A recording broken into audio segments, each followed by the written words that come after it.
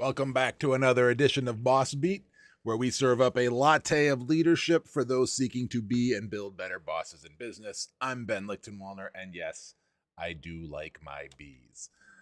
Here every day we talk about one of the 7 principles of great leadership in business. You can see them populating on your screen. Yes, we do follow the servant leadership acronym model of leadership. That is why the reason we use that is because it's not just one person's opinion. It's not just what I think makes great bosses. Instead, it's based on over 2 decades of studying the greatest leadership authors and practitioners of leadership, including many in business, so that we know that this is reliable information. And because we know your time is incredibly busy, we keep it practical and actionable. No pie in the sky academic approaches here, but very in the trenches. How is it practiced in reality? Today, principle of selflessness. Now, every time we talk about a principle, we include several attributes. Each of those principles is supported by many attributes. And today, the attributes we are going to cover are: first, assigning blame to yourself. That's a tough one to start the session off with today, right? We don't want to be pulling in blame, but that's the reality of a great boss in business, right? Jim Collins used this phrasing exactly in Good to Great. He said, the greatest leaders, what he referred to as level 5 leaders, and even said that he was going to call it servant leadership, if not for fear that people might misunderstand what he means.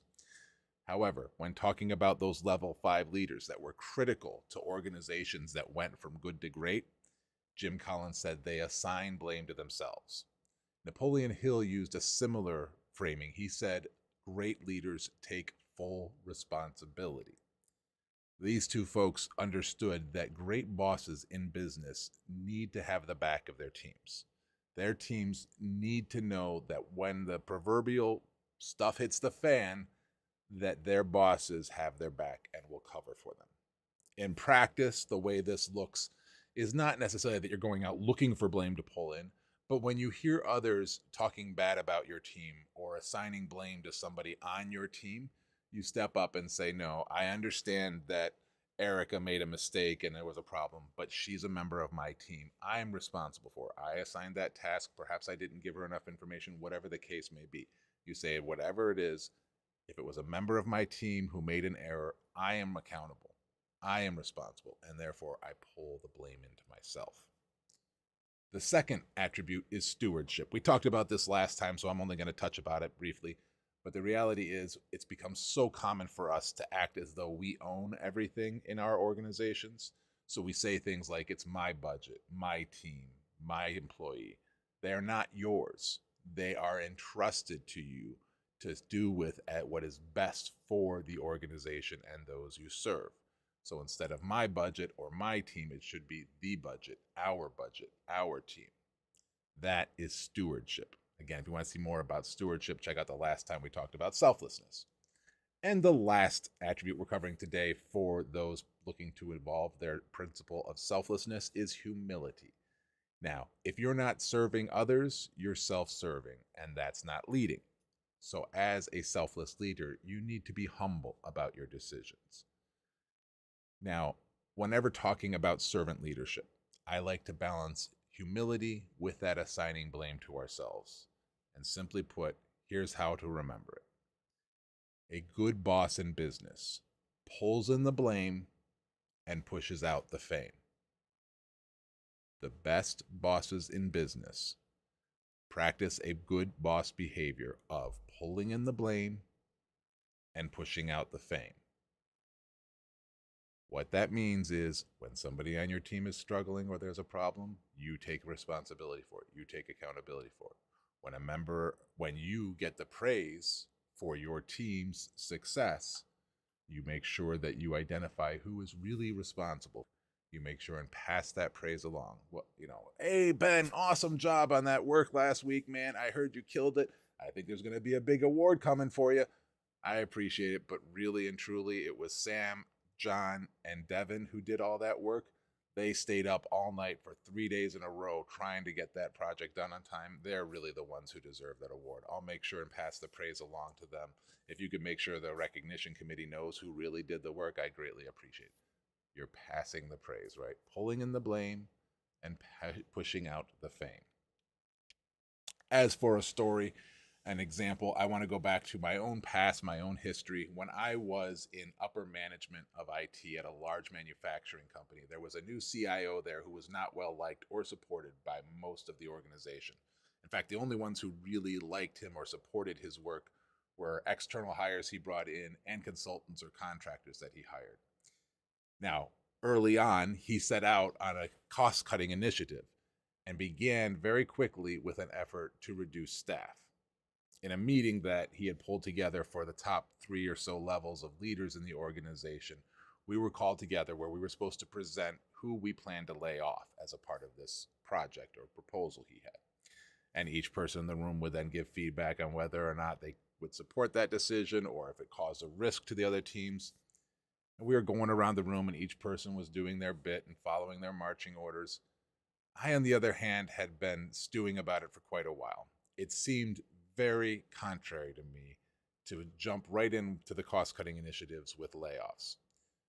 More importantly, I felt there was a better way to approach this based on all the things I'd studied, all the books I'd read. It just didn't make sense to immediately jump into laying people off.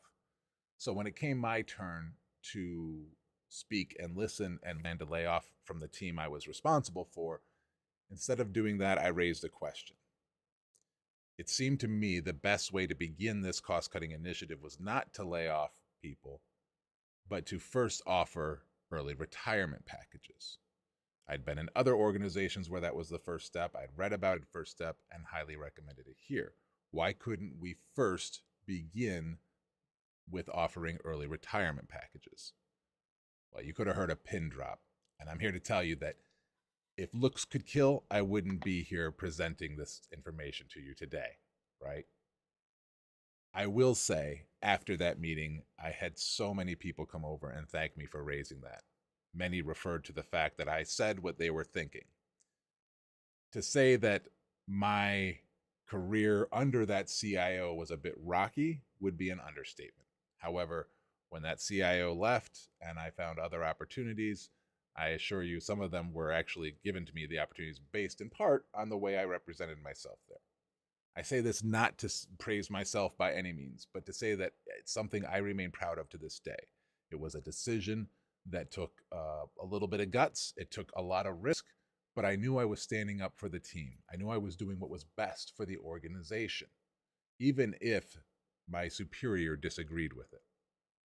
At the end of the day, there will be times when you are faced with similar decisions. I would coach you in better ways to handle it today than I handled it. Certainly, waiting till the big moment in front of everybody is not the best time. There are better ways to approach it by asking questions and following up well in advance of that. However, you will be faced with difficult decisions, which brings us to how we practice these principles, these attributes in the workplace.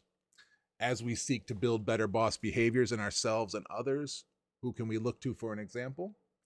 Well, Amelia Earhart's been in the news lately. In case you haven't heard, they believe they found her plane through sonar. I'm excited to hear how that goes. Maybe it was hers. Maybe it's a plane that they couldn't find where she landed or not.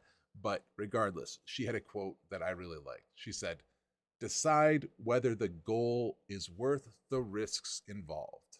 If it is, stop worrying." There will be plenty of times in your role as a boss in business where you might be worried about a decision you're about to make, a goal you're pursuing. But if you are selfless in your approach, if it is not self serving, if it is the right decision for the organization and for those you serve, stop worrying about it. Pursue it. You know you're doing the right thing. Questions to ask yourself as you move forward today. Do you pull in the blame and push out the fame for those you serve? If not, how can you change your behaviors there? 2, what goal are you stressing out over that you simply need to assess the worth? Is it worth the risks? Today, examine situations impacted by these questions and maybe change how you handle them moving forward. I'm Ben Lichtenwallner. If you like this sort of content, very real, actionable, and practical advice based on decades of research and studying, I encourage you to check out modernservantleader.com. You will find plenty of free resources there. You will also find my courses there if you're interested in taking them, where you'll find similar messaging and structures. Until next time, please keep serving.